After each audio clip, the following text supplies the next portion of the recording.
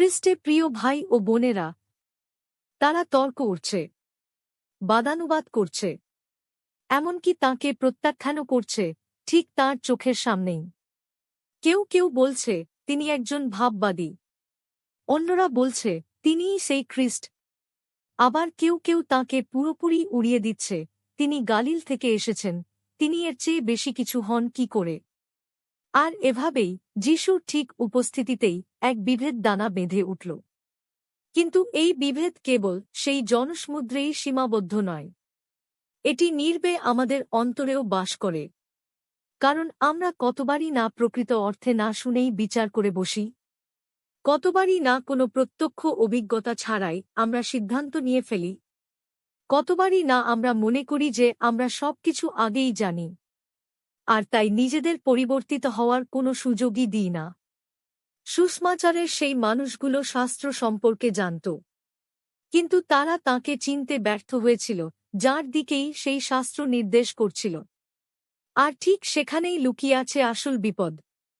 অজ্ঞতা নয়, বরং এমন একটি হৃদয় যা দেখতেই অস্বীকার করে। যিশু আরও গভীরতর একটি বিষয় উন্মোচন করেন। জীবন্ত বিশ্বাস থেকে সরে গিয়ে নিছক অভ্যাসে পরিণত হওয়ার এক পরিবর্তন। ঐতিহ্য জীবনে প্রাণ সঞ্চার করে, কিন্তু ঐতিহ্যবাদ ট্রেডিশনালিজম হল সেই অবস্থা যখন বিশ্বাস তার প্রাণ শক্তি হারিয়ে ফেলে এবং কেবলই একটি যান্ত্রিক রুটিনে পর্যবসিত হয়। আর তাই তিনি বলেন, এই লোকেরা কেবল তাদের ওষ্ঠাধর দিয়েই আমাকে সম্মান জানায়, কিন্তু তাদের হৃদয় আমার থেকে বহুদূরে। কথাটি গভীরভাবে অনুধাবন করুন। প্রার্থনা করা সম্ভব, অথচ ভালোবাসা সম্ভব নয়। উপাসনা করা সম্ভব, অথচ পরিবর্তিত হওয়া সম্ভব নয়। বিশ্বাস করা সম্ভব, অথচ সেই একই মানুষ হয়েই থেকে যাওয়া সম্ভব। আজ ঈশ্বরের বাণী আমাদের সামনে একটি দর্পণের মতো হয়ে ওঠে। আমরা তাতে তাকাই, নিজেদেরই দেখতে পাই, আর তারপর সেখান থেকে সরে আসি, অথচ আমাদের কোনো পরিবর্তনই হয় না। আর ধীরে ধীরে নিজেদের অজান্তেই আমরা হয়ে উঠি কেবলই শ্রোতা, যারা শুনেই ভুলে যায়। কর্মবীর বা কাজে পরিণতকারী হয়ে ওঠা আর আমাদের হয়ে ওঠে না। এই বিভ্রান্তির মাঝখানে একজন মানুষ নীরবে দাঁড়িয়ে আছেন, নিকদিম।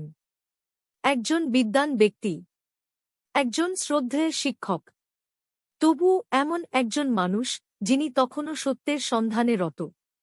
একবার তিনি রাতের আঁধারে যিশুর কাছে এসেছিলেন, মনে ছিল সংশয়, ছিল প্রশ্ন, আর ছিল সত্যের অন্বেষণ। আর সেখানেই তিনি শুনেছিলেন সেই আলোড়ন সৃষ্টিকারী কথাগুলো, তোমাকে অবশ্যই পুনরায় জন্মগ্রহণ করতে হবে। কেবল কিছুটা উন্নত হওয়া নয়, কেবল কিছুটা মানিয়ে নেওয়া নয়, বরং আমূল পরিবর্তিত হওয়া। আর আজ আমরা দেখতে পাচ্ছি তার মাঝে সত্যিই কিছু একটা পরিবর্তিত হয়েছে। এক প্রতিকূল পরিবেশে, যেখানে চারপাশ ঘিরে রেখেছে কেবলই বিচার আর ক্রোধ, সেই পরিস্থিতির মাঝেই নিকদিম কথা বলার সাহস দেখান।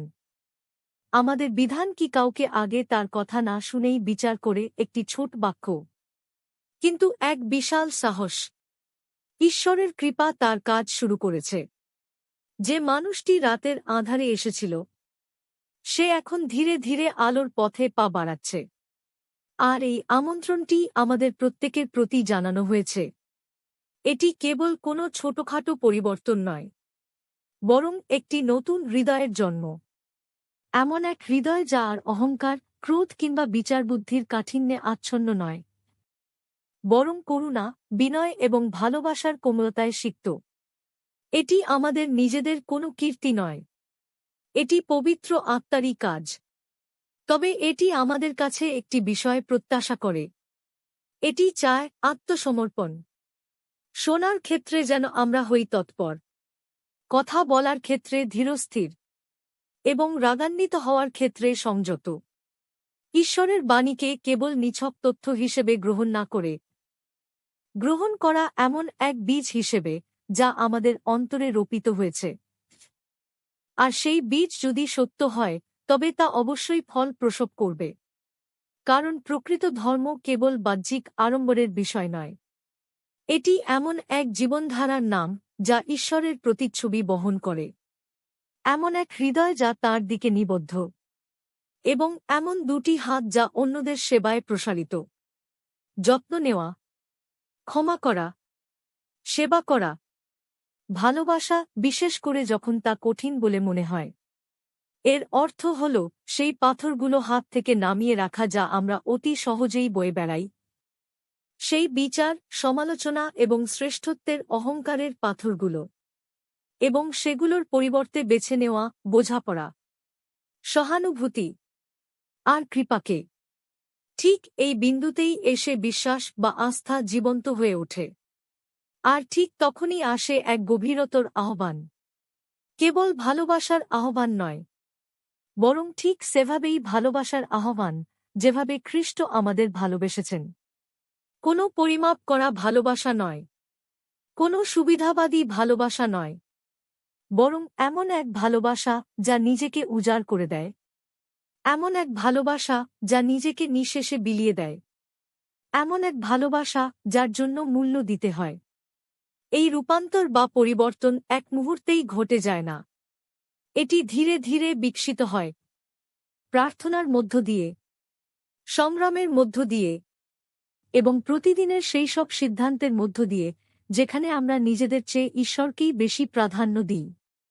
প্রতিটি দিন কেবল আরও এক ধাপ গভীরের পথে। আর তাই আজ ঈশ্বরের বাণী আমাদের সামনে একটি সহজ প্রশ্ন রেখে যায়। আমি কি দূরে দাঁড়িয়ে আছি, কেবল বিচার করছি, সিদ্ধান্ত নিচ্ছি আর অপরিবর্তিত রয়ে যাচ্ছি? নাকি আমি সামনের দিকে পা বাড়াচ্ছি, নিজেকে রূপান্তরিত করার জন্য প্রস্তুত হয়ে? আজই সেই দিন যেদিন ভিড়ের আড়াল থেকে কেবল দর্শক হয়ে থাকা থামিয়ে দিতে হবে। আজই সেই দিন যেদিন খ্রিস্টের আরও কাছে এগিয়ে যেতে হবে, মন দিয়ে শোনার জন্য, আত্মসমর্পণ করার জন্য, এবং পরিবর্তিত হওয়ার জন্য। কেবল শুনেই ভুলে যাওয়া শ্রোতা হিসেবে নয়, বরং কর্মে রূপদানকারী সক্রিয় মানুষ হিসেবে গড়ে ওঠার জন্য। আর সেই নিস্তব্ধ রূপান্তরের মাঝে খ্রিস্টের জ্যোতি আমাদের মধ্য দিয়ে উদ্ভাসিত হতে শুরু করবে, এমন এক পৃথিবীর পানে যা আজও বিভক্ত, যা আজও অন্বেষণরত, যা আজও প্রতীক্ষারত। আমেন।